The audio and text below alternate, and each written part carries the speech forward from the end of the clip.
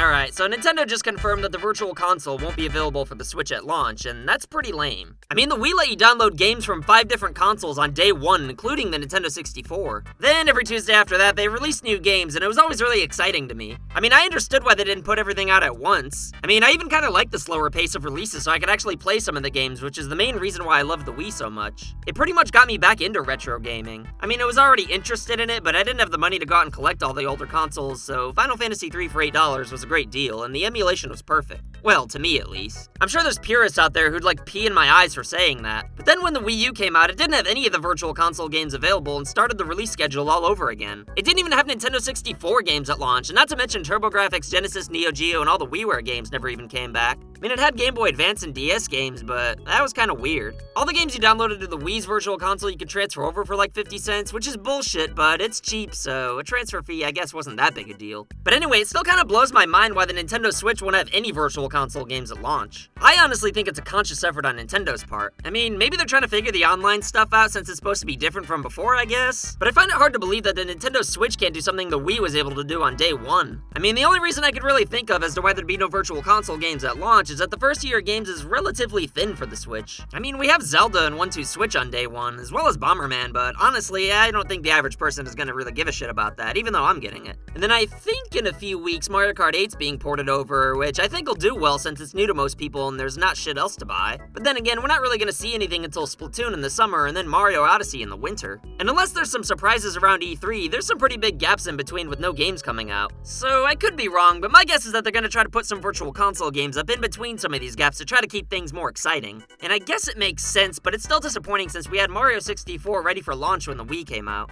I don't even fuck with the Virtual Console that much anymore, but I was excited to bring 64 games on the go and maybe even GameCube in the future. Although I don't know how the L and R buttons would work in a game like Mario Sunshine. And come to think of it, does the Switch even have a sensor bar for Wii remotes? I know it's not backwards compatible with Wii discs, but there's a lot of games that could be on the Virtual Console and, you know, a lot of Switch games that could use the Wii remote even. I mean, when the Wii came out, they were trying to say the Wii remote was the controller of the future, so it'd be kinda weird if they just did away with it completely. For certain games, I kinda like it, so I hope it sticks around. But anyway, thanks for watching, and don't forget to give this video a dirty little like, and hit that subscribe button if you're badass enough to do it. And let me know in the comments if you even give a shit that the Switch isn't gonna be available at launch. See you next time, suckers!